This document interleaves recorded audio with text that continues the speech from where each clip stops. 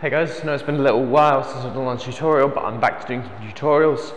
To start with, I'm going to start by remaking a couple of tutorials that I did a while ago, but I'm not particularly happy with today. So to start with, I'm going to be doing a tutorial on the rope release called the mamba. And this is going to be a two-part tutorial. In the first part, I'm just going to teach you how to do the basic mamba, and in the second part, I'm going to teach you how to do some variations on the mamba and also the backwards mamba. So to start with, this is what a mamba looks like. Okay, so that was a 2-revolution mamba with outputting on the wrist. Now there are 4 ways to do the mamba. There's 2-spin and 3-spin mambas, although in theory you can do like more spins than that. You can just keep the mamba spinning as long as you want and then catch it whenever. But usually it's 2 or 3 spin, and then there's either with the wrist or without the wrist. So those are your choices. Now to start with, I'd recommend that you use your wrist to start with because it's simpler than doing it without the wrist. So to start with, what you want to do, make sure you have decent side swings. You don't need to do any releases beforehand, but it probably helps if you have a basic idea of sort of how to do, just catch the handle, so the timing there.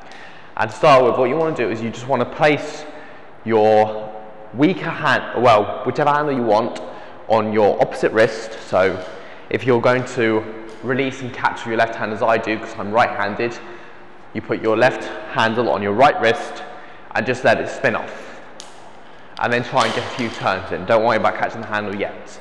The difficult part here is making sure you actually get the handle on. If you actually end up catching the rope on, what you'll find is something like this happens. So you catch the rope and then it starts spinning around your handle like this, which is a bit more awkward to catch. So you've got to really make sure that you place it on the edge so that probably more than half your handle is going across your wrist from here. So put it on your wrist here and then let it spin off. You'll probably find you can only get a couple of spins and then it breaks down and hits the floor or gets tangled or whatever. But the point is you only need a couple of spins. So now the difficult part, next part, is just trying to get 2 or 3 spins. So 1, 2, 3 without the rope tangling. So just keep practicing that. There's not much more I can say on that apart from that. Just make sure that you get enough momentum off the wrist so that the rope doesn't immediately fall to the ground. Keep your wrist nice and high. Make sure your rope's not too long. If your rope's too long, it's going to be whacking the ground. So make sure you've got a decent length rope. You might find it easier with short handles because they require less energy in your wrist to turn. But just try and get that sort of turning motion. Once you've gotten that, you can try and get the catch, and the catch is the hardest part of the trick. So the catch looks like that. So what happens is your right arm comes across, like so, and the left handle should be somewhere around about here.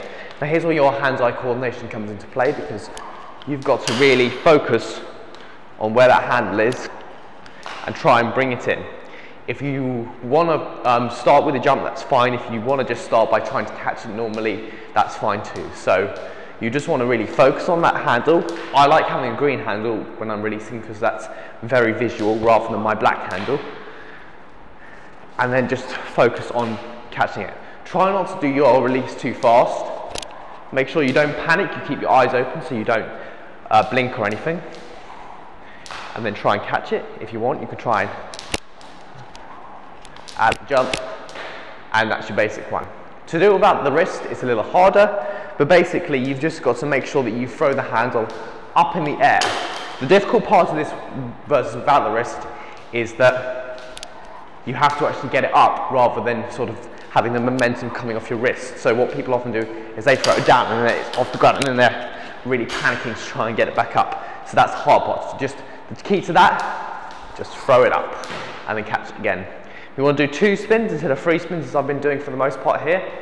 What you want to do is you want to just throw it up a little higher and spin it a little slower and then catch. You might find that a bit easier. So if you're finding 3 spins difficult, just try it. So 1, 2, catch. So that's a bit of a slower motion. Catch. To start with, don't worry if you catch the handle of the rope. Sorry, if you miss the handle and catch the rope, that's fine, especially if you're using short handles. because if you catch a rope, then you can easily gradually transition to handle. However, if you're using the rope in the trick in a routine, try and make sure you can actually catch the handle